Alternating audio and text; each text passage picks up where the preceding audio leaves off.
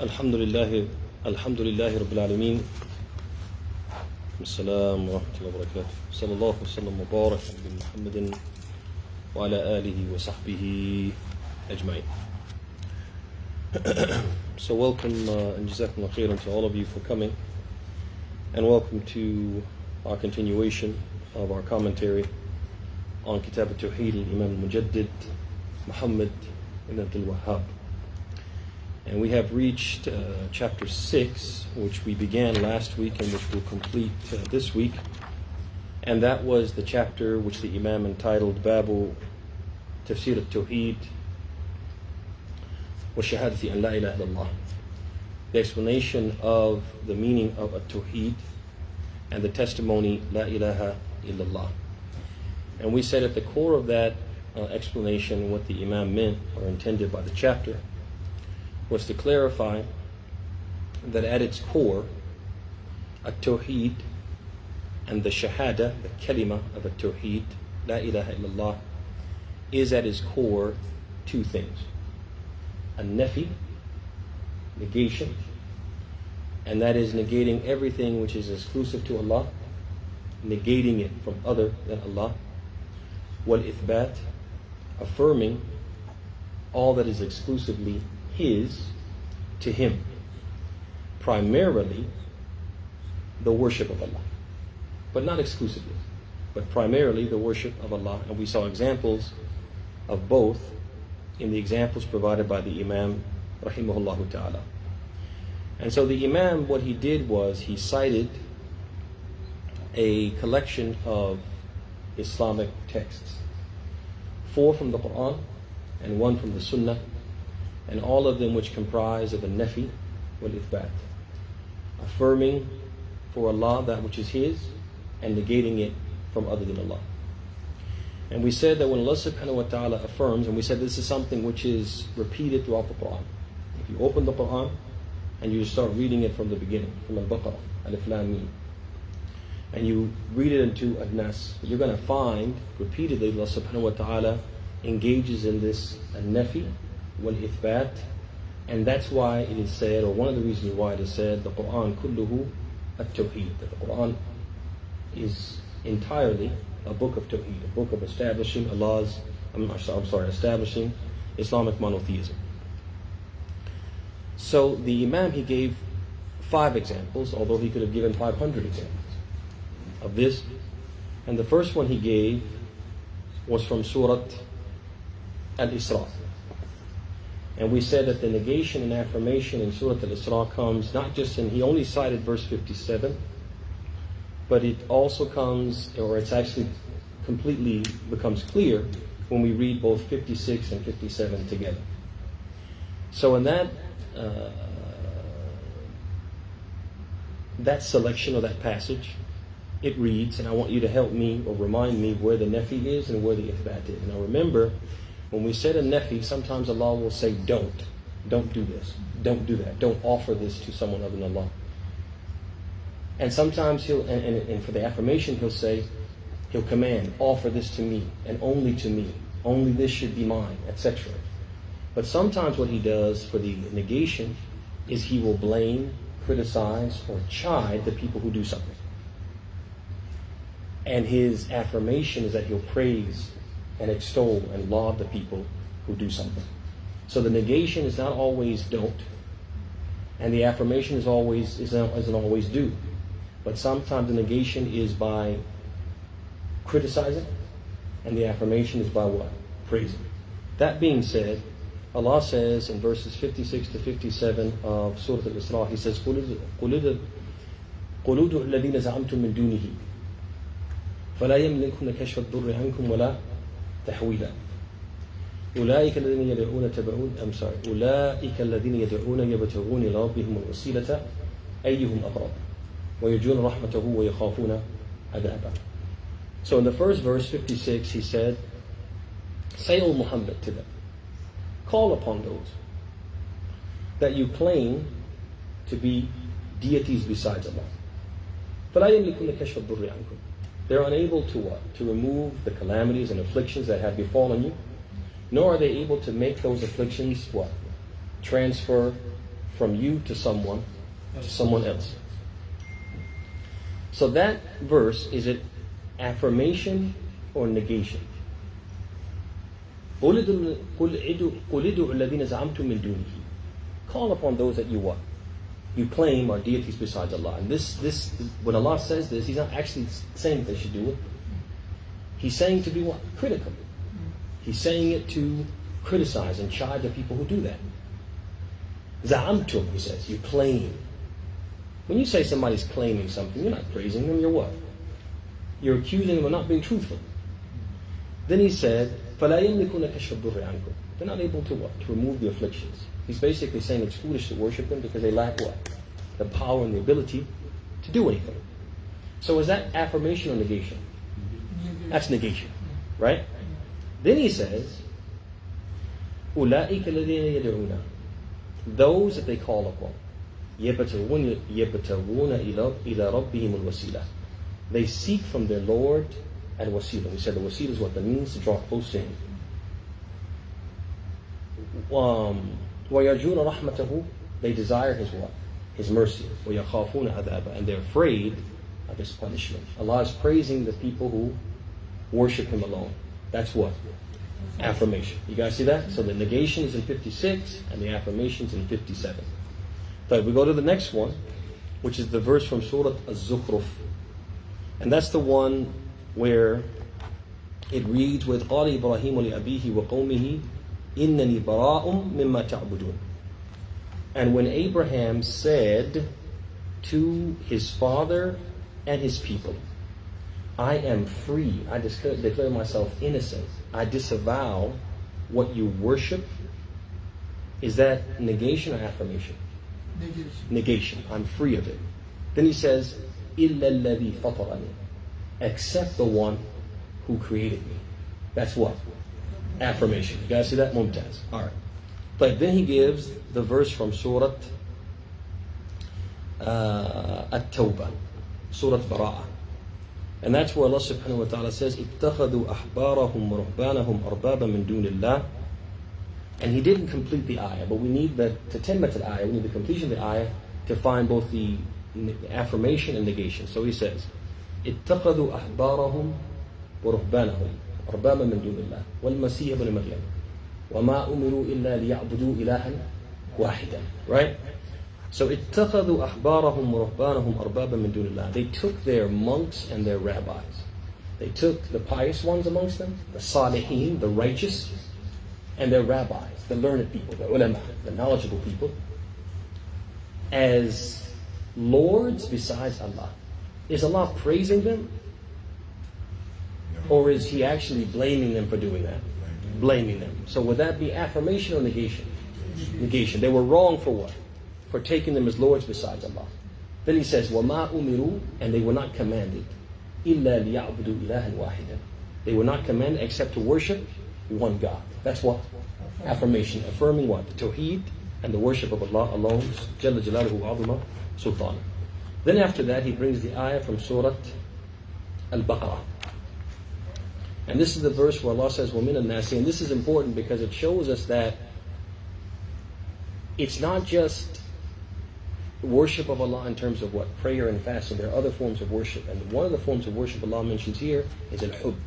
Loving Allah. That's a form of worshiping Allah. There's a type of hub, a type of love that only Allah is entitled to. That hub, that level of worship, that level of love is a type of worship. And it's something which should only be offered to God, the Creator. So he says, وَمِنَ النَّاسِ مَن يَتَّخِذُ مِن دُونِ اللَّهِ أَنْدَادًا يُحِبُّونَهُمْ كَحُبِّ اللَّهِ. And from amongst the people are those who they take besides Allah false deities, partners, rival gods. يُحِبُّونَهُمْ كَحُبِّ اللَّهِ. They love them as they love Allah. There's something very significant about this verse. We're going to talk about this in more detail shortly. But notice Allah said they love these false deities or these rival gods. What? As they love Allah. On the same what? Plane. So if they love those false gods a lot, it means they also what? They also love Allah a lot. Okay? Pay attention to that. because we're going to come back to that and we're going to circle back to that. But Allah isn't saying they don't love Allah at all. He's saying they love Allah. But they also love what? These false deities or these rival gods on the same what? Level. And that's where the problem came in. Because what did we say a shirk was? It's when you equate other than Allah with Allah in something which is what? Exclusive to Allah. You see that? So they put their false gods and Allah on the same plane when it came to what? Their love. Now, is this a good thing? Is Allah praising them for doing that? No, He's actually blaming them for doing that. So would that be affirmation or negation? Negation. Right? That's what? La ilaha. Then He says, يُحِبُّونَهُمْ كَحُبِّ اللَّهِ وَالَّذِينَ آمَنُوا أَشَدُّ حُبًّا لِلَّهِ. And those who believe, they love Allah more than anything else. That's what? Affirmation. Illallah. You guys see that? So He gave these 4 ayat, and they're just 4 examples from the Quran, but again, He could give 400. Right? 400 examples from the Quran of this what? Where Allah will say, do this for me, and don't do it for others. Or He'll praise the people who do it for Him only, and He'll blame the people who do it for others. Now He brings the hadith. The hadith collected by Muslims on the thought of Tariq ibn Asham. And that's the hadith where the Prophet said, من قال لا إله إلا الله وكفر بما يعبد من دون الله فقد حرم ماله ودمه وحسابه على الله. He said, whoever professed that there is no deity worthy of worship but Allah, and then denied everything which the people worship besides Allah. So the first part is he testified and proclaimed that there's no deity worthy of worship except Allah. That would be what? Affirmation or negation? Affirmation, right? That would be illallah. And then he what? Kafara bima yu'badu min dunillah. And he disbelieved and denied everything which is worship besides Allah. That would be what? La ilaha, right? Negation. Mumtaz. So those are the 5 examples that the Imaam gave. And I gave you guys some homework. I don't know if anybody did it or not, but I'm going to give you a chance. If anybody, remember I told you guys, just in your reading, because everybody, inshallah, reads the Quran every day or reads the Quran a few times a week at least. And I said in your reading, if you look attentively and see those instances where Allah negates and affirms. Did anybody come up with any example that they'd like to share? And no pressure. If somebody's too shy, it's fine. We'll just continue. Give me an example of chapter 6. And Surat Al-An'am is a very good chapter to choose. Chapter 6 of the Quran, Surat Al-An'am, is a very good one to choose because it's known as Surat At-Tawhid, the chapter of monotheism, because it is full of what? Of Allah calling to what? His oneness. تفضل. Now go ahead. You have an example? Praise belongs to God, who created the heaven and the earth and made darkness and light, yet the disbelievers set up equals to the Lord. Mumtaz. So the very first verse of that chapter says, Alhamdulillah alladhi khalaqa as-samawati wal-arda wa ja'ala adh-dhulumati wan-nur. Thumma alladhina kafaru bi rabbihim ya'dilun. Right? It says, praise be to Allah, the one who created the heavens and the earth. Allah is what? Affirming this act of worship of what? Praising Him. Why? Because He deserves it. Why does He deserve it? Because He's the one who created the heavens and the earth and everything what? Between them. Then the disbelievers go and they do what? They equate other than Allah with Allah. That's what? Negation. You guys see that? Good example. Nafi wal ithbat. You're going to see many examples of this in the Quran. Let's go now to Al-Masail, where the Imaam begins to talk about what we benefit from the chapter that we read. So he begins those Masail by saying, وَشَرْحُ هَذِهِ التَّرْجُمَةِ مَا بَعْدَهَا مِنَ الْأَبْوَابِ. He says, the explanation of this title, the title of this chapter, is contained in the chapters that follow. So basically what he means is that I've given you this chapter and I've entitled it Babu Tafsir At-Tawhid wa Shahadati an la ilaha illallah. The chapter which explains At-Tawhid. What is At-Tawhid at its core? An-Nafi wal Ithbat, negation and affirmation. And it also explains what? Shahadati an la ilaha illallah. What does it mean to proclaim that there is no deity worthy of worship except Allah? It means that you give what Allah is entitled to only to Him. And you negate that from all others besides Him. Right? And you believe in that firmly in your heart. Right? He says that, but the practical way of doing that, how do we put it into practice? He says the following chapters will give that explanation. I've explained to you the meaning basically, in theory. Now I'm going to show you what? In practice with what? With the coming chapters. Then he says, وَفِيهِ أَكْبَرُ الْمَسَائِلِ وَأَهَمُّهَا وَهِيَ تَفْسِيرُ التَّوْحِيدِ وَتَفْسِيرُ الشَّهَادَةِ. He said this chapter contains the greatest and most important issue, like the explanation of At-Tawhid and the explanation of the testimony of faith. And this is very important because what the Imaam is saying, he's saying, man, the importance of this chapter cannot be belittled. The importance of this chapter cannot be overstated. That this is the most important issue that you're going to take from this book. Because why? This chapter and this principle that I'm giving you is explaining the most important and essential part of our religion, which is At-Tawhid. It's explaining to you and simplifying it for you. And because it is explaining that to you and addressing the greatest and most important Islamic issue, it is the most important what? The most important thing you can wrap your head around.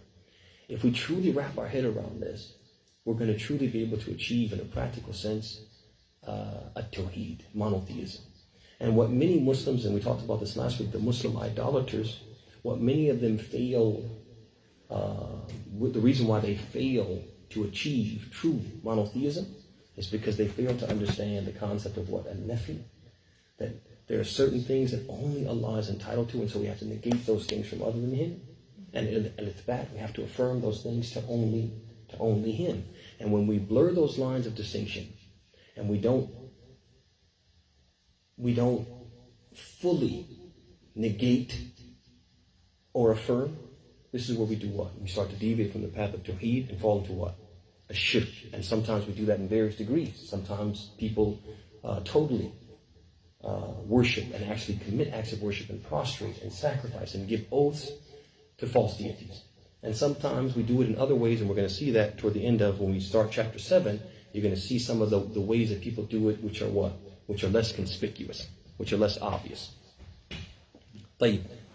ثم بعد ذلك he said وبيانها بأمور واضحة منها آية الإسراء بين فيها الرد على المشركين الذين يدعون الصالحين ففيها بيان أن هذا هو الشرك الأكبر. He said, and clarifying it with clear examples, including the verse from the chapter of Al-Isra, that was the first chapter that we took in this chapter, the first example we took in this chapter, which refutes the practice of the idolaters who invoke the righteous, saintly people. This verse clarifies that this practice is major shirk. And this is important for two reasons, or there are 2 points I want to make here. Is that we have people nowadays who are actively saying that calling upon dead people in their graves, calling upon idols, calling upon these other deities or whatever, is haram and bid'ah. It is illegal and is an innovation, but it's not shirk. Unless, and they put these like prerequisites. And these people are contradicting what Allah Himself said in the Quran. In Surat Al-Isra, in the 2 chapters we read, where He called what they were doing a shirk. They're clearly contradicting the ayah from Fatir, which we've mentioned a few times in our classes, where Allah subhanahu wa ta'ala says, He says,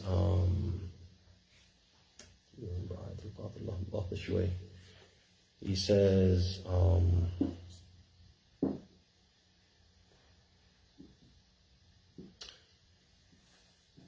وَالَّذِينَ يَدْعُونَ مِنْ ذَلِكُمُ اللَّهُ رَبُّكُمْ لَهُ الْمُلْكُ وَالَّذِينَ تَدْعُونَ مِنْ دُونِهِ مَا يَمْلِكُونَ مِنْ قِطْمِيرٍ إِنْ تَدْعُوهُمْ لَا يَسْمَعُوا دُعَاءَكُمْ وَلَوْ سَمِعُوا مَا اسْتَجَابُوا لَكُمْ وَيَوْمَ الْقِيَامَةِ يَكْفُرُونَ بِشِرْكِكُمْ وَمَا يُنَبِّئُكَ مِثْلُ خَبِيرٍ وَلَا يُنَبِّئُكَ مِثْلُ خَبِيرٍ. So he says that that is Allah, your Lord, Lahul Mulk. He's the one who owns and is the sovereign over everything. وَالَّذِينَ يَدْعُونَ مِن دُونِهِ, and those who they worship besides Allah, مَا يَمْلِكُونَ مِنْ قِطْمِيرٍ. They don't even own that little line in what? In a date stone, right? إِن تَدْعُوهُمْ لَا يَسْمَعُوا دُعَاءَكُمْ. if you call upon them, they won't answer your prayer. They won't hear your prayer. And even if they heard, they wouldn't be able to answer your prayer. And on the day of judgment, they will disbelieve in what? In your shirk. Allah called the dua of other than Him, He called it shirk. Allah called it shirk when they say it's not shirk. So this is important, that it's not just wrong to do it, it's not just innovation to do it, it's what? It's shirk. How is it shirk? Because when they call upon these false deities and ask them for al-wasila, a means to get close to Allah, who owns al-wasila? Who al-wasila is His exclusive property? Allah. So when you ask for it from other than Allah, you're doing what? You're equating others with other than Allah with Allah. Also, when you call upon someone, the Prophet said, "Ad-du'a wal ibadah." Calling upon others is what? An act of worship. So when you offer this act of worship to other than Allah, you're doing what? You're equating other than Allah with Allah in something which is specific to Him, which is what? The worship of Allah. Or worship. ثم بعد ذلك he said, آية البراءة مع أن التفسير الذي لا إشكال فيه طاعة العلماء والعباد في المعصية لا دعاؤهم إياه. So now let's go back to the verse in Surat Tawbah or Al-Bara'ah, where Allah subhanahu wa ta'ala, He scolded, He criticized the people who took their monks and rabbis as lords besides Allah. Now, how did they do that, ya ikhwan wa akhawat? How did they take their monks and rabbis as lords besides Allah? Anybody? How did that, in practice? Because they follow whatever they say. By that following, they making them as a Ahsant. They didn't what? They didn't prostrate to them. They didn't make dua to them. They didn't slaughter sacrificial animals to them. They just what? Whenever they told them to do something, even if it was the opposite of what Allah said, if they legalized what Allah prohibited, they would make it illegal. They would make it legal. And if they declared illegal what Allah made legal, they would declare it illegal. They would obey them even if it contradicted what Allah said. But even then Allah called it what? He called it shirk. Even though they weren't actually what? Prostrating to them. What does that tell us? It tells us that idolatry is not confined to these specific acts. Some people think you're only committing idolatry if what? If you pray to someone, or if you make oaths to someone, or if you sacrifice animals for someone's sake besides Allah. No. You can commit shirk in other ways, because the worship of Allah is broader than just what? Than these things. Number two, absolute obedience is not just a form of worship, but it's what? Exclusively the right of Allah. There's only one who has a right to absolutely legalize and prohibit. And when Allah absolutely legalizes something, we can't declare it prohibit. And when Allah prohibits something, we can't declare it legal. And if we obey someone who does that, then we're giving the right of an absolute obedience to someone other than Allah. Number three, you don't have to know or acknowledge that you're committing shirk to be guilty of it. This is very important. Because if you remember, when the Prophet recited this verse in the presence of Adi bin Hatim, who was a Christian, he said, "Listen, na'buduhum ya Rasulullah." He said, "Oh, that's not fair. We didn't worship them." Because he's thinking worship is what? Prostrating, bowing down, slaughtering sacrificial animals. We didn't do that. So the Prophet said,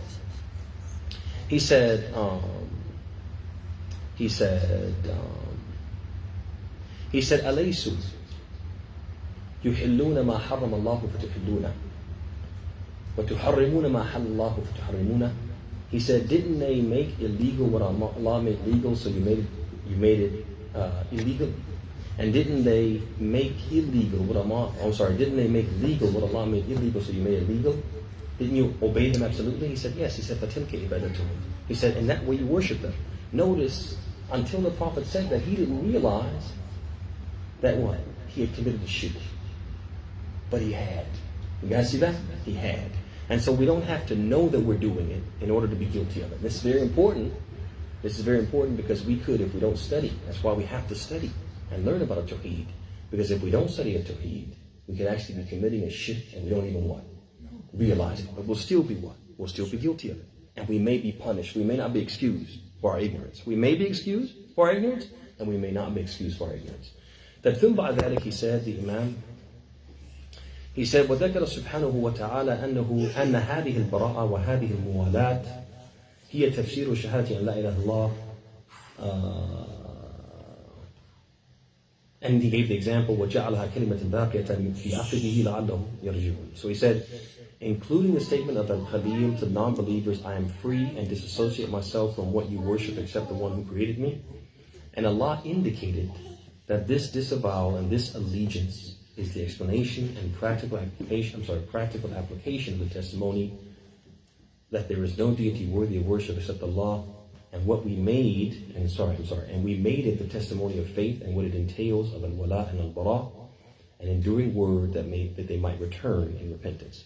And so there's a lot there, but basically, just to summarize it, is that Allah subhanahu wa ta'ala is teaching us through the example of Abraham, who is the gold standard when it comes to Tawhid. He's known as what? Al-Hanif. What does Al-Hanif mean? Basically, it means what? The gold standard in monotheism, right? That this gold standard of monotheism, Al-Hanif, Ibrahim, he didn't just disassociate himself from polytheism and the idols of the idolaters. He also disassociated himself from what? From the idolaters themselves, right? And you find lots of examples of this in the Quran where he abandoned his people. He didn't just leave the idols and worship of the idols, but he left what? The people who worship them too. He disassociated, put distance between himself and them. So there's a few things there. One, believing in Tawhid and testifying to its necessities. Believing in Tawhid and testifying to it necessitates. Loving At-Tawhid, loving monotheism. And the monotheists, and despising polytheism in all of its degrees and forms, and the polytheists. This is important. So we have to love At-Tawhid, love monotheism. We can't be the people who, when people start talking about Tawhid, we do this. Right? We cringe. We don't want to hear it. We want them to change the subject. Talk about anything but that. When we don't have that love for Tawhid, that's a problem. Number two, we have to love the people of Tawhid, the monotheists, the people who practice it. We have to love them. We have to have affinity for them. We love them because what?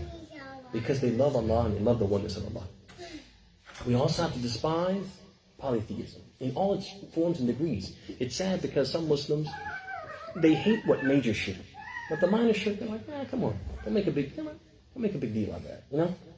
You're making too much a mountain out of a molehill. Even if it's what? The smallest amount of shirk, we should be what? We should be against it and opposed to it. And also have to be opposed, and we have to distance ourselves from what? From the polytheists, the people who practice shirk. Because our love for things and our love for people is determined by what? By Allah's love. If Allah loves a people, we love them. And if Allah hates a people, we hate them. If He hates a thing, we hate it. If He loves a thing, we love it.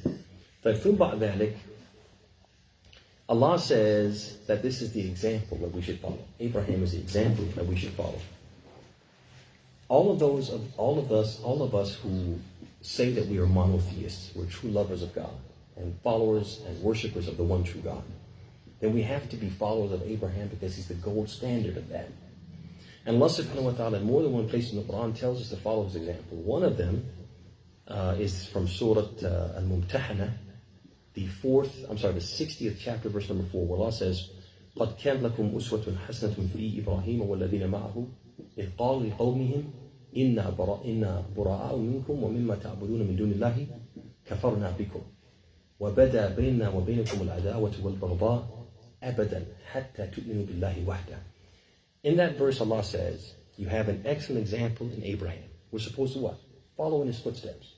What is this example exactly? Abraham and his followers, when they said to their people, we totally disassociate ourselves from you and shun what you worship besides Allah.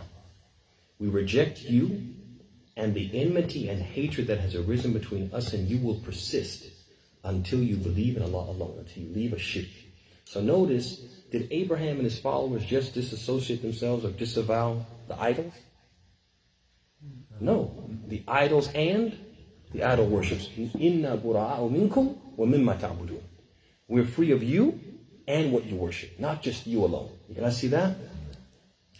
Now, this is the example. This is the gold standard that we're supposed to follow. I want you to consider now how far many Muslims have deviated, how far we've gone astray from the straight path. Because many Muslims have deviated so far from Islam in its purest form, which is this what? This Tawhid that Ibrahim was upon, which has two parts to it, two elements to it. One being free from the polytheists and being free from what they worship, the idols they worship besides Allah, right?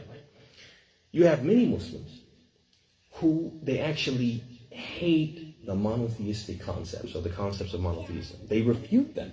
They actually actively put out like videos and they write books where they're refuting the people who talk about what? At-Tawhid and the oneness of Allah, and that you can't associate partners with Allah. For example, you can't call upon the dead, you can't call upon saints, you can't seek al-wasila from people and make them an intermediary between you and Allah, etc. They try to refute the people who say that. They rail against them and they actually despise the people who call to what? To a Tawhid in its purest form. They themselves may do what? They may practice idolatry in various what? Forms. You can't hate something if you what? If you actively practice it. They actively practice and engage in idolatry in some form or another. And we're going to talk about one of the forms that's very common and kind of inconspicuous. And they'll even do what? They'll defend these practices. And we talked about this a few moments ago where there's some people, some celebrity imams, who actually have videos where they're actually defending the people who go to these graves and these shrines and they worship the people therein. They say they're not really committing shirk unless what? Unless they believe that these people are actually God or have godlike powers, right? So they make excuses for them. And they actually have an affinity for people who associate partners with Allah. They might have more love for the Jews and Christians and for the pagans, the Hindus, than they actually have for what? Actual Muslims. And so when we see this, brothers, it's telling you and sisters, it's showing us what? How far the Muslims have deviated from the path of Allah. That we find that sometimes we have the greatest hatred for the people who worship Allah alone, the monotheists, and the greatest love and affinity for the people who worship other than Allah. We have to really check ourselves, take a step back. Who are the people I associate with? Who are the people who have the option to have lunch with someone? I prefer to have lunch with them. Who are the people who I have a choice to invite them to my home? Who are the people I'm inviting to my home, I'm hanging out with, I'm choosing to call and tell my problems to? You guys see that? We have to think about that. Who are the people I defend? When they do something wrong, I defend them. And who are the people, when they do something wrong, I what? I bury them. I berate them. I can't find an excuse for them. And so on. So we have to really think about that and look at that and what it tells us about where we are in terms of our Tawhid. Because Tawhid is not just worshiping Allah, but it's also disavowing the worship of other than Allah and those things which are worshipped besides Allah and the people who worship those things besides Allah. But he commented on, or he mentioned, or he referred to, or referenced the verse from Surat Al-Baqarah which talks about the loving of Allah. And remember we said we're going to revisit that. Now remember he said, يُحِبُّونَهُمْ كَحُبِّ اللَّهِ. They love their andad, they love their rival gods on the same level as their love for Allah. Which means what? They love Allah a lot. So they love Allah. Loving Allah, is that a virtue? It's definitely a virtue. We have to love Allah. In fact, it's an essential of faith. But their love for Allah, even though they had great love, immense love for Allah, it didn't enter them into Islam. It didn't make them Muslims. Why not? Why didn't it make them Muslims? Allah says, يُحِبُّونَهُمْ كَحُبِّ اللَّهِ. They love Allah. He's admitting that they love Allah. Why did that love of Allah make them Muslims? Equation. Because what? They also love their false gods on the same what? Level. What were they supposed to do? Love Allah and deny the false deities and the things that they were allowed to love, like their spouses and their children. They can love them, but not love them what? On the same plane. They can't equate those two loves, right? You guys see that? Now, if this is the case, a person will not be a Muslim if they love something other than Allah on the same plane with Allah. What about the person who loved something more than Allah? What about the person who loved something and didn't love Allah at all? You guys see that? If a person could love Allah and still not be successful, what about the person who didn't love Allah at all? You guys see that? طيب. ثم بعد ذلك, last but not least, he mentioned the hadith of Tariq ibn Ashyam, and that was important too, because he said at the end he talked about the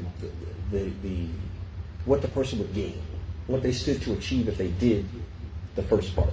He said, haruma damuhu wa maluhu. his life and his property, his wealth, will become sacred, sacrosanct. It will be inviolable. Nobody could touch it. And if they touched it, it would be a crime in the sight of Allah. وَحِسَابُهُ عَلَى اللَّهِ. And the one who will bring him to account is only who? Allah. He's supposed to be what? Left alone, and not a hair should be removed from what? From his head. No harm should come to him at all. This is what the Prophet said. How does a person get that? How does a person get that status? He said, Man qala la ilaha illallah. The person who pronounces the testimony of faith, there's no deity worthy of worship except Allah, Muhammad Rasulullah. Wa kafara bima yu'ba min dunillah. And he disbelieved and shunned everything that is worship besides Allah. Now the Imaam, he says, notice, the Prophet didn't give this status to the one who just said the kalima. It wasn't enough to just what? Say it. He had to do more than that. It wasn't even enough to what? To know it. To know it and believe it in your heart. He said it wasn't even enough to what? To worship Allah. But he had to also what? Disbelieve in what was worshipped besides Allah. He had to go a step further. This is important for us, ya ikhwan, because we have Muslims who, when it comes to other faiths, they're agnostic. We're agnostic when it comes to people of other faiths. A person say, what do you think about the Jews and Christians? Right? I'm not talking about my neighbor who's a Christian. I say, yeah, Paul, he's going to hell. I don't have the right to say that. But somebody says, what do you think about the Jews and Christians? Are they upon truth or falsehood? Are they going to heaven or hell? And a person says, I don't know. I'm not sure. I can't say that their faith is wrong. I can't say that they're going to hell. Right? I can't say all Muslims are going to heaven. You have Muslims who actually will say that. Right? They're Muslims. They pray, they fast, they read Quran, they fast Ramadan, etc. They pray. They might even pray at night. But they don't disbelieve in what is worship besides Allah. They're agnostic. We'll have to see. We'll meet Allah and then we'll see. Allah will sort it out, we'll know. No, we know because what? Our faith tells us, Man qala la ilaha illallah. The one who believes in Islam. The oneness of Allah. Wa kafara bima yu'ba min dunillah. He has to also what? Disbelieve and believe that it's wrong. Anything besides what? Worshiping Allah alone. As Allah says in the Quran, وَمَن يَبْتَغِ غَيْرَ الْإِسْلَامِ دِينًا فَلَن يُقْبَلَ مِنْهُ. Whoever follows a religion other than Islam will never be what? Never be accepted by him. He said, Inna dina indallahi al-Islam. Right? The only religion that's acceptable to Allah is what? Al-Islam. You have to believe that, right? So what the Prophet is teaching us here in this hadith is we have to believe without question that worshiping Allah without partners is absolutely required of every living creature with free will. Everybody has to practice this Tawhid and follow this Islam. Everybody. We have to pronounce this belief openly. We have to be willing to what? Nashhad. I testify, I proclaim. I'm not hiding my faith. I'm openly proclaiming it. We have to put that belief into practice. We can't say we're Muslims and then not practice Islam. And we also have to disavow and distance ourselves from everyone and everything that contradicts what we believe in. We have to say what? These people are what? They're wrong and they're upon falsehood. We don't have to go to their knock on their door. I don't have to go home not right now. Knock on my door and say, Paul, you're going to hell. Have a good day. No. But we have to what? We have to believe that. We have to believe that what they're upon, if they don't change their ways, they're upon falsehood and they're under the threat of Allah's punishment. Will Allah punish Paul? I don't know. Has enough knowledge come to Paul that he should know better and he should be doing better? That's between him and Allah. Yeah, I cannot judge unseen. Exactly. But the faith itself, there's a difference between, as we say in Arabic, an-naw wal-ayn. Right? The faith itself, that path is a false path. Yes. But the individual, that's between him and Allah. طيب. So now we come to the next chapter, chapter number 7. And the Imam Mujaddid, this is a very important chapter which we will kind of introduce it, but we won't delve into it because I don't want to give you guys a brain overload. But we're going to take a very important principle that governs this chapter and other subsequent chapters, that if we master this, it will help us to be able to identify a shirk. It's almost like not a flashlight. It's almost like a, let me think of an example.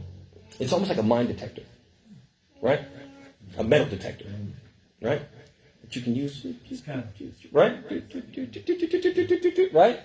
It's almost like that. It's something that will help you to identify clearly a shirk. If we master this principle, it becomes a means for us to what? To identify shirk as what it is, to recognize it, and to be able to what? To avoid it, therefore. So he says, the Imam, he says in this chapter, he says, Babu min al-shirk, lubsu al-halqati wal-khayti wa nahwihima li raf' al-bala' aw daf'i. He says, Babu min al-shirk, chapter. It is from a shirk to wear a ring or twine to relieve an affliction or prevent its occurrence. That's basically the meaning of the words. Now let's go through them in detail so we can understand what the Imam is saying. He says, Babu min al-shirk, chapter, it is from a shirk. It is from idolatry, it is from polytheism, it is from the violation and undermining of At-Tawhid. And when he says a shirk, he left it open-ended. It could be minor. It could be major. Could be minor. Right? It depends. Depends on what, as we're going to see. Depends on the i'tiqad, the belief of the one who wears it. It depends on the belief. What do they believe? Based upon what they believe will determine if what? They're committing major or minor shirk. You guys see that? So what is the Imam telling us right away? This thing that I'm going to talk about is not a light matter. Although many Muslims think it's light matter. Right? What is he talking about? And I want my daughter to pay attention to this because we had a conversation about this a couple of days ago. He says it is from shirk. It's not a light matter. It's something which will undermine At-Tawhid. And it could be major or minor shirk depending. What is this that could be shirk? Lubsul halqati wal khayti wa nahwihima. Wearing a ring or twine. Something that you wrap around your forearm or wrap around your bicep, wrap around your leg or your ankle, right? Now, he mentioned two things. And then he said, وَنَحْوِهِمَا. He said, a ring or twine. Then he said, or something like this, which tells you it's not just a ring or twine, but anything what? Along those lines. So this is an example, not what? Not a specific or exclusive list. These are the only two things. But no, these are examples. Which means that a person might wear what? A type of bracelet. They might wear what? A necklace. They might wear a necklace with what? With an amulet. They might carry in their pocket a rabbit's foot. They might wear lucky socks. And they do it with the same purpose. You guys see that? What's that purpose? He said, لِرَفْعِ الْبَلَاءِ أَوْ دَفْعِ. To relieve an affliction. A person has some type of affliction. A person, for example, they have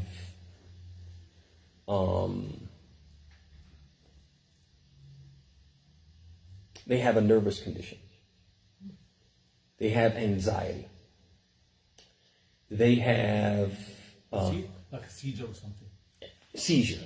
They have an equilibrium issue. They have a certain fear of certain things, right? So they have some type of affliction, or they could have a sickness. They could have like an illness, like for example, like eczema or some type of like growth on their skin, or they may have some like internal illness of some sort, right? Some type of affliction. So they wear this ring or twine or something along those lines to relieve that affliction which has befallen them, or to prevent the affliction from befalling them in the first place. You see that? So a person says, my brother, when he turned 16, he started having like real bad stomach pains, and he couldn't eat anything. And everybody in my family said it must be the evil eye, right? Somebody gave you the evil eye. So to protect you, wear this, and that way you won't be afflicted. It will prevent the affliction. So either a person has the affliction already and they want to remove it, or they want to prevent it. So notice, when you put the whole tarjum or the whole title together, you can understand what the Imam is saying. He's saying that this is from a shirk. But is it from a shirk absolutely? Is it every time you see a man with a ring, you say, oh, you're committing shirk? You see a woman with a bracelet, you're committing shirk. You see a woman with a necklace, you say you're committing shirk. Is that how it works? No, it's only if you do it with what? With this intention. He said, so when is it shirk? If you wear it with that intention, that you believe that this thing can relieve an affliction, or it can what? Prevent one. You guys see that? So a person might wear a bracelet for fashion. That wouldn't be shirk.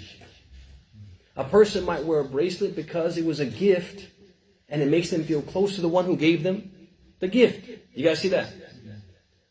A woman might wear a ring to show that she's taken. You guys see that? None of those reasons would be shirk.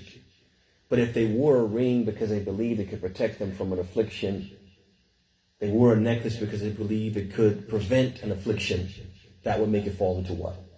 A shirk. You see what the Imaam is saying? And it could be shirk akbar if they believe that this amulet or this charm can what? Can protect them istiqlalan, independent of Allah's will. Whether Allah wills it or not, if I wear this, I'm going to be protected. That would be what? Major shirk. If they believe that I wear this and it will protect me by Allah's will, but they have no proof for that, it would be what? Minor shirk. But it would still be what? Shirk. And this is why the Imaam says min shirk. If you wear it with this intention, I'm going to be protected from harm. Or I've been harmed and I want to be relieved of this harm. If you wear it with this belief, that's what? Shirk. Is it major or minor? Depends on specifically what you believe. Do you believe it can do it by itself? That's what? Major shirk. No, it does it by Allah's will. It's what? Minor shirk. But it's still what? Still shirk. You guys see that? Mumtaz. Tayyib. So now this brings us to an important principle that I told you. If we have this principle, it's like what? It's like that metal detector. How do I know if it's shirk? Because you have people in Muslim communities who what? Who wear a necklace that has what? An eyeball at the end of it. They'll wear a bracelet that has what? An eyeball. Like, that's kind of weird. It actually looks like, I don't know, it's like scary almost. Looks like something out of a horror movie, right? You're like, man, why are you wearing that? It's kind of weird, right? And the person says, this will what? Protect me from the evil eye. Protect me from disease. Protect me from calamities, etc. They actually believe it will protect them. Okay? So it's important for us when we see things like this to have this metal detector. Shirk. We can recognize it and what? And avoid it. And teach our kids to be able to recognize what? A shirk. So what is this detector? What is this principle that is that metal detector or that shirk detector, right? It's the principle known as qa'idat al-asbab, the principle of causes. So causes, brothers and sisters, believed to produce certain effects or outcomes or means to certain ends are two types in Islam. If you master these principles, you'll be able to what? Recognize shirk. So basically, in our religion, there are two types of causes, two types of asbab. The first one is asbab haqiqiyah, those real and substantiated causes.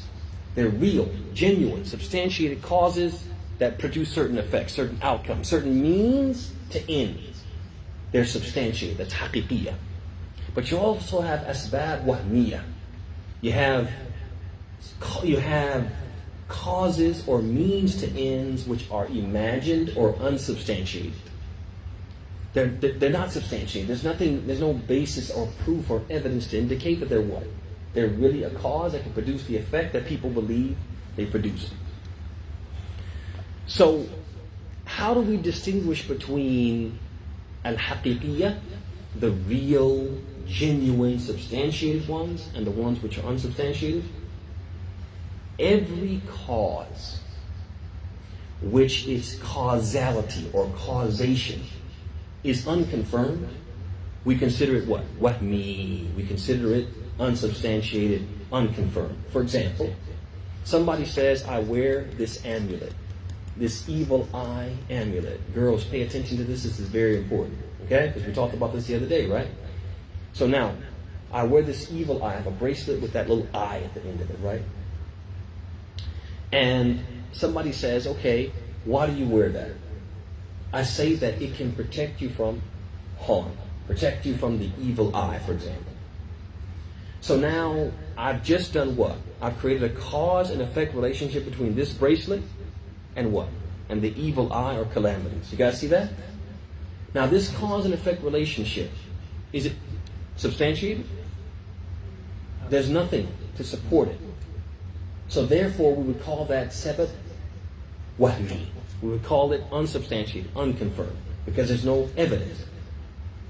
Rabbit's foot, right? I dig in my pocket to get some change and I pull out, you see I have a rabbit's foot. What do you have that for? Well, it gives me good luck, right? So I just did what? I created a cause and effect relationship between the rabbit's foot and what? And good fortune. You guys see that? So now, if I can't substantiate that, we call that sabab wahmi. We call it unsubstantiated, unconfirmed, unconfirmed cause or means. Another example, for example, in Saudi Arabia, when I was there, they were talking a lot about how some parents would take like a necklace or something, and at the end of it, they would put like the skin of a wolf.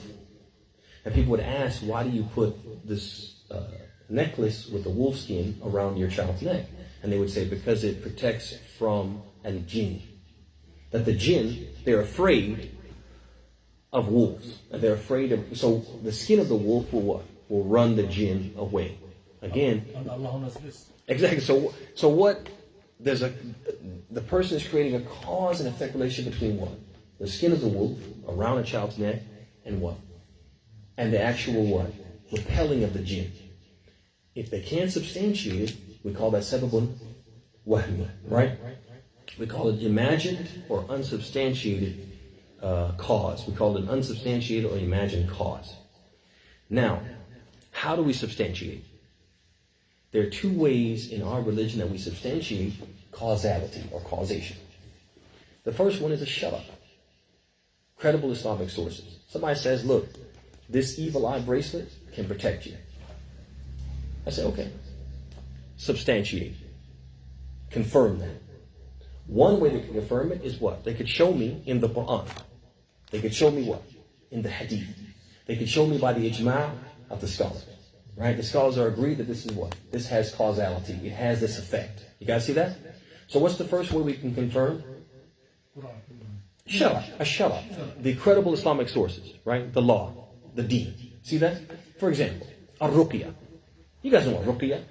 Ruqya are these prayers that we've been given in certain surahs that we say, in certain formulas the Prophet taught us, that if we say them, they can bring about, they can be a form of healing, right? Ruqya. Is it a confirmed means for curing and healing? Yes. It's confirmed. How is it confirmed? By the shara, by the text, right? What about al-hijama? Bloodletting, cupping.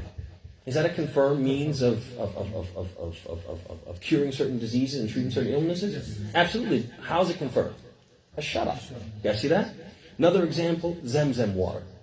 Is it effective? Does it have causation? Yes. Absolutely. How do we know? A shara. The deen taught us, right? Honey. Honey, does it have causation? Can it cure certain diseases, particularly stomach what? Stomach diseases? Yes. The Prophet what? He told us. In fact, the man came and he said, my brother has what? Has some stomach problems. He has stomach pain. The Prophet said, give him honey. So he gave him honey and he came back and he said, I gave him honey and he still has stomach problems. So the Prophet said, give him honey. So he gave him honey again. And he came back and he said, I gave him honey and he still has stomach problems. He said, give him honey. So the third time I think he came and he said, I gave him honey and he's still sick. He said, Allah is the truth and your brother's stomach is lying. So he gave him honey again and he got better, right? Al-Muhim, honey what? Has this causation. We know it because what? The deen, the shara, right? But what about black seed? Black seed, does it have causation? Is it a healer? Yes, absolutely, because why? The Prophet said that the only thing it can't cure is death. You guys see that? So these are examples of cause and effect or causation established by what? A shara. The second way that we can establish causality or causation is a tajriba. Trials, clinical trials, successful experimentation, or just practical experience. But there are two prerequisites for this. Somebody says, we tried the wolf skin and it works.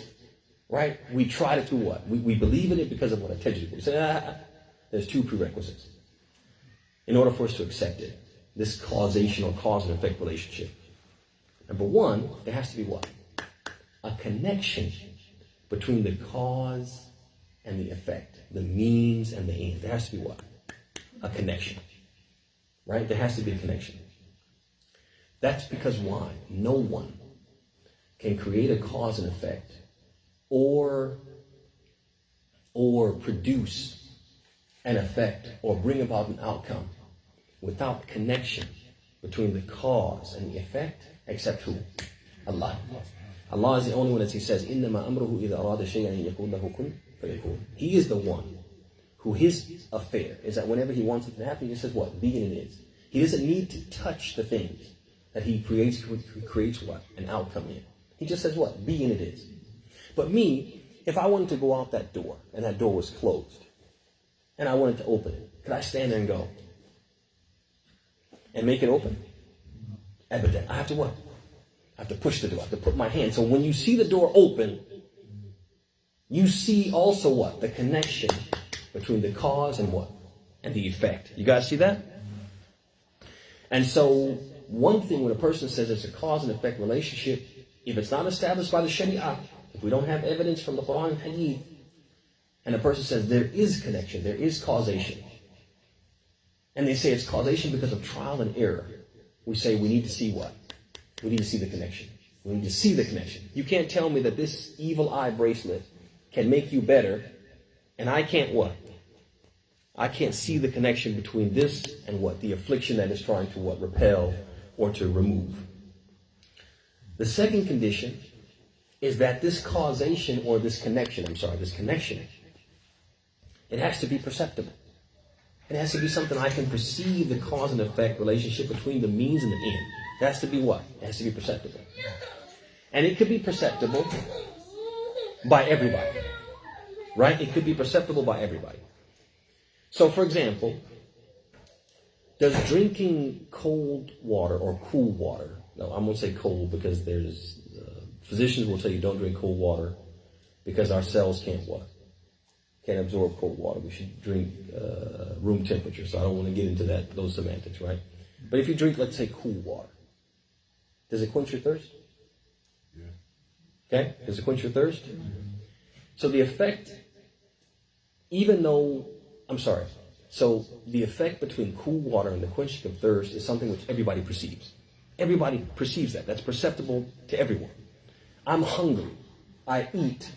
My hunger gets relieved. The connection between eating food and no longer being hungry, that connection is something we all what? We all perceive. Another example, I have a sore knee. I take an ice pack and I put it on there. And I sit it on there and about 5, 7, 10 minutes later, what? It's not sore anymore. Right? The connection between the ice and the soreness of the knee and its relief is something that's perceptible by what? Everybody perceives it. You guys see that? طيب.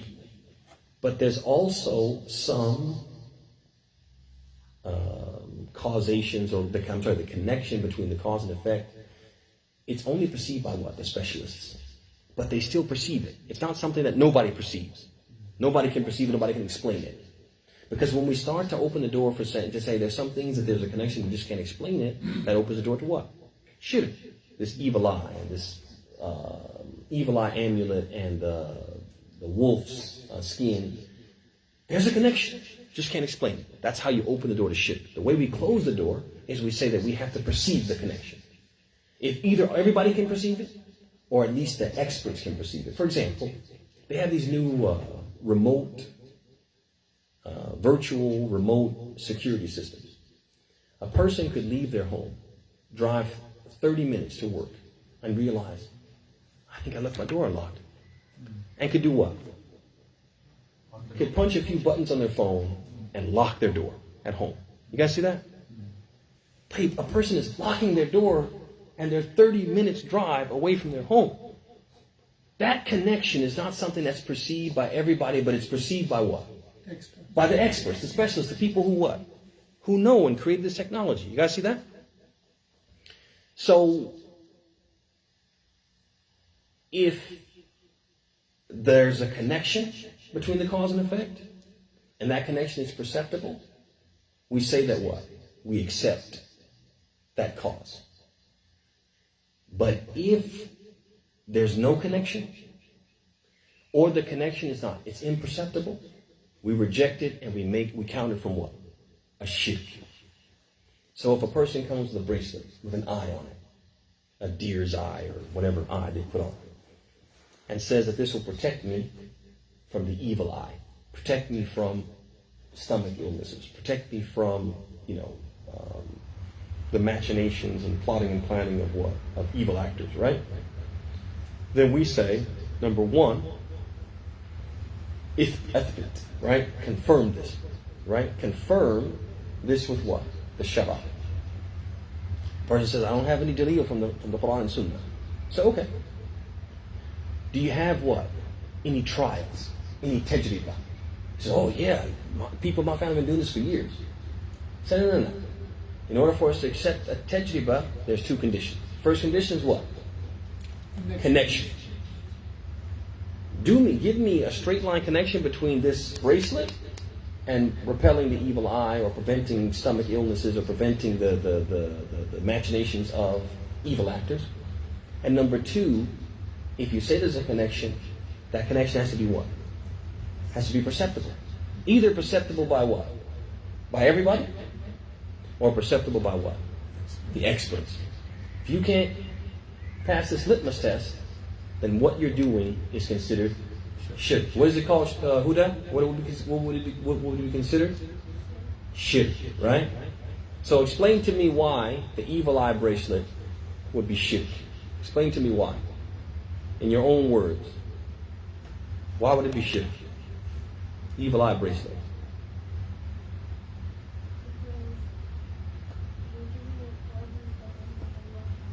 They're creating a cause and effect relationship between something, and they can't what?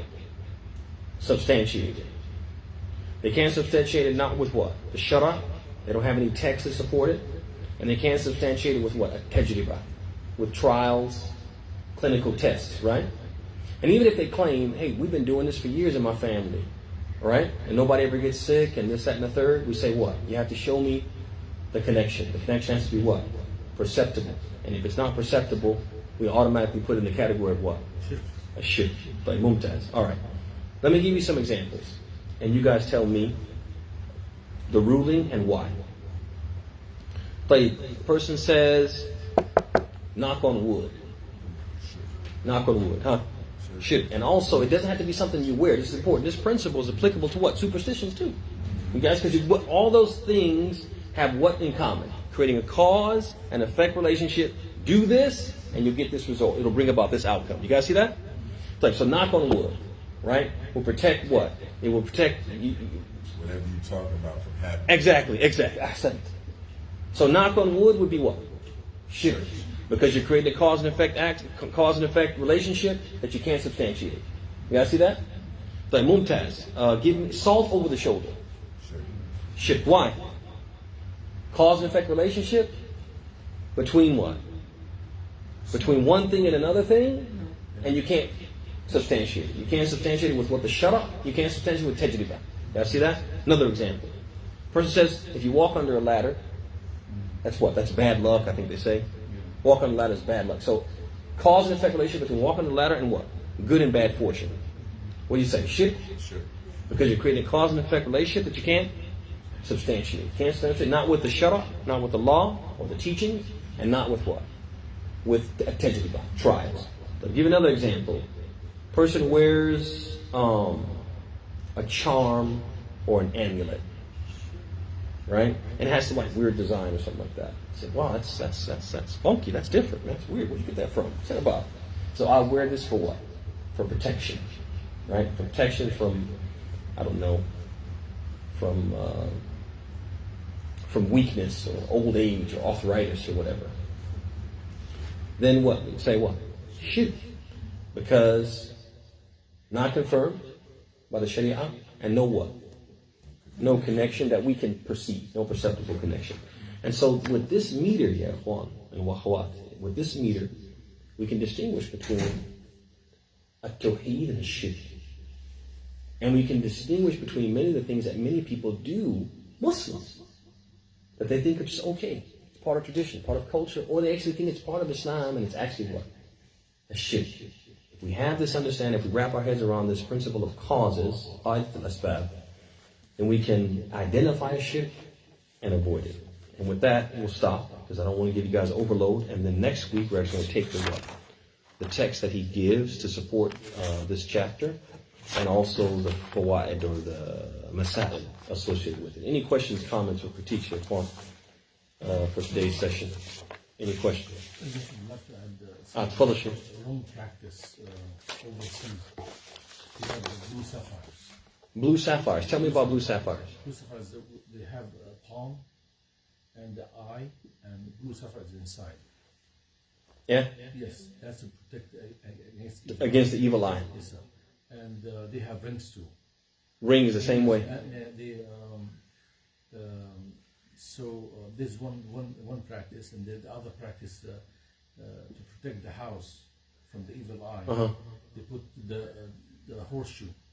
Subhanallah. And that's even here in America, they do horseshoes for good luck. Yes. And you have to put the horseshoe pointing up, because they believe if you put it upside down, the luck will run out. Go ahead, Afi. They sacrifice an animal and they bring blood on their palms, and they put it on the wall of the house. Subhanallah. They put 2 spots on the right and the left. Wow. So what do you guys think? Person slaughters an animal, dips his hand in the blood of the slaughtered animal, and like you said, puts it on one wall, on the right wall with the right hand, left wall with the left hand. What would that be? Why would it be shirk? The person says, you say, man, what are these handprints for? He says, oh, I'm blessing my house before we move in, protecting from the jinn or whatever. You're going to ask him immediately, Athbit, confirm this. Confirm it from the Sharia. Confirm it from Tajribah. If he says, I can't confirm it from the Sharia, but what, our people have been doing this for years, and it's always worked, in his mind it always worked. You say, okay, then what? If it's Tajribah, then we need to what? We need to see the connection between a sabab wal musabbab, between the cause and the effect. And we also, that connection that you establish has to be what? Perceptible. Show me, how can I perceive that you really are being protected or whatever, or what's happening going on? If we can't check those boxes, it should. Go ahead, Ahmed. Another practice, they have a dough, bread dough. They put it on the door of the house. Wow. Yeah. Like dough, like you would make like bread with, but they put red coloring in it or So something. I mean, yes, just regularly. I mean, they put it on the door of the house. Wow. So this is to protect against the evil. To protect against the evil eye. Yes. Another one is just this. I don't know if you have seen it or not. I have seen it from some people. They have the amulet under their armpit. They keep it all the time. Eh. You know, if they put it away, they will not be protected. Wow. Now, these are Muslims doing this. Yes. So how does that happen? How do we go from being an ummah of Tawhid to an ummah that practices these things to the point that he's saying back home, and he's not saying like, well, there's one guy. He's saying back home they do it means lots of people do this. It's very common. It's a common practice. What that tells you, ikhwan and akhawat, is that when people are not actively studying their religion and educating themselves about their deen, over time, what happens? The shaitan starts to what? Whisper to them and tell them things. And they don't have the knowledge to what? To refute the shaitan. Or to just dismiss what the shaitan is saying or reject it. And they start to what? To adopt these things. And over time they become the religion and take the place of the actual religion. And that's why this is so important, ya ikhwan. This class is not about numbers. There's blessing in whoever comes, if it's just one person. But the fact that we don't come for these types of classes, and this is not just here, it's around the world. When there's someone teaching At-Tawhid and the concept of monotheism, most Muslims believe we know this. We got this. We don't need to study that. And they're the same ones putting dough on their doors and blood handprints on their walls and wearing an amulet under their arms and thinking what? I know At-Tawhid. I've mastered Tawhid. I don't need to learn anything about Tawhid. You guys see that? And so this is why this is so important. And we ask Allah subhanahu wa ta'ala to make all of us see the importance of it, the Muslims, and to learn it, whether we're learning it here or learning it from other sources, but we have to learn it. We have to protect ourselves from committing a shirk, because a Muslim can fail in lots of areas and still be successful in the hereafter. Wa alaikum salam wa rahmatullahi wa barakatuh. Hey. Have been the rule when they're making dhikr, they have to connect with the heart of the sheikh, because he's closer to Allah. Subhanallah. So you have to focus in that group, they're making dhikr. Hey. So they have to focus on the heart of the sheikh. So because the sheikh is closer to Allah. Subhanallah. As is, there's so many practices, I can't tell you.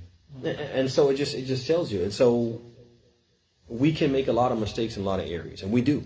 We're human. We make mistakes, but those mistakes can and inshallah will be forgiven. But the mistakes in the Tawheed are not likely to be forgiven. And we saw examples of that previously. So this is the area where if we're going to be good and we're going to be masters of it and be proficient in it, this is where we need to be really proficient. And with that, brothers and sisters, we'll bring anyone. Muhammad, follow Shaykh. Brother Ansari, we have one question here. Okay, I got one in person, and I'll take your question, inshallah. Go ahead, Dan. With the copper. Yes. The copper for illness and Okay. Yeah. Now, again, if there's clinical trials that show that copper can minimize the effects of arthritis or mitigate it or minimize the pain from arthritis, and there's clinical tests to show that there is some benefit in it, we'll accept it. Why? Because we said if you can check those boxes, either the shut up, the teaching settles that, or there are what?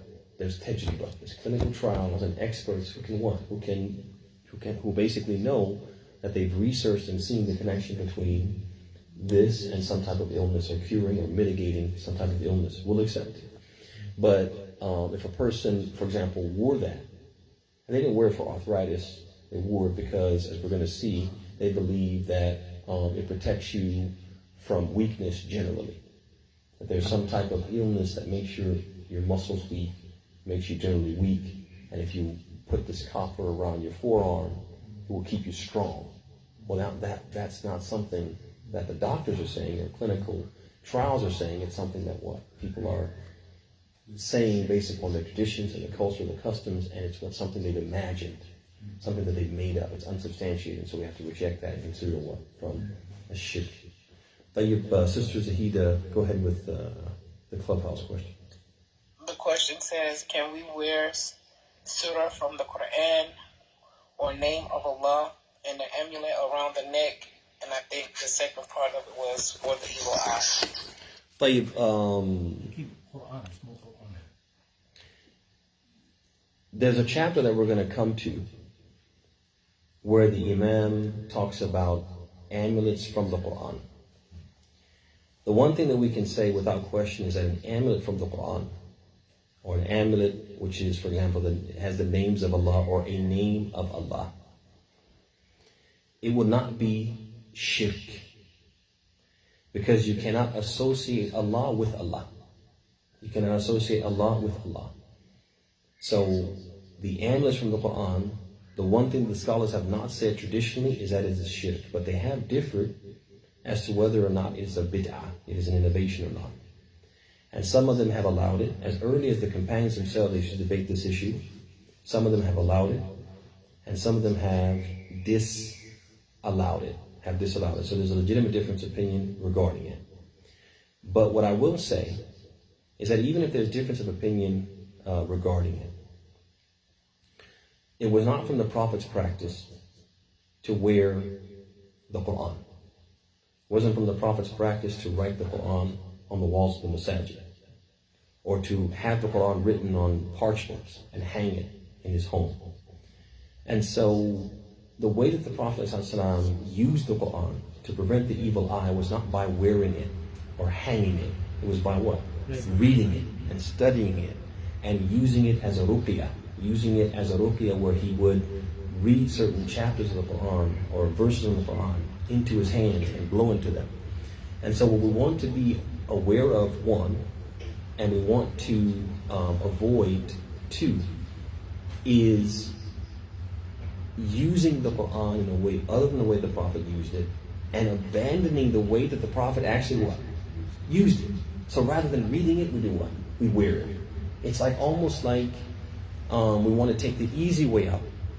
And this easy way that we're taking may not have what? The same efficacy, the same effect, if any effect. Because if it were effective, why wouldn't the Prophet ﷺ do it himself? Why would he do it himself? And the companions themselves, they debated it, not because they saw the Prophet doing it sometimes and not doing it other times. They debated it because why? Because it is the Quran. Because it is the words of Allah. That's why they debated it. But we have no indication that the Prophet himself did it or taught it to others. And so therefore, if we want to use the Quran as a way to protect us, which it is a means of protection, and the Quran tells us that, and the Sunnah tells us that, we should protect ourselves using the Quran in the same way that the Prophet did, sallallahu alayhi wa alihi wa sahbihi wa sallam. But you see that what happens is that they put necklace to boys, Mm-hmm. to men. Yeah. Let them grow up with the Yeah, which is whole nother layer, right? Another layer, practice. whole nother layer. It's a lot big. Yeah, no question. Any other questions, comments, or contributions before we go? Okay. Clubhouse. All right. So with that, brothers and sisters, we'll bring today's session to a close. Again, thank you all for coming. Please spread the word and let people know that, again, this is the most important thing that any Muslim can study. And we're studying it every week. And we invite and encourage everyone to join us. هذا وصلى الله وسلم وبارك على محمد وعلى آله وصحبه أجمعين. بارك الله فيك.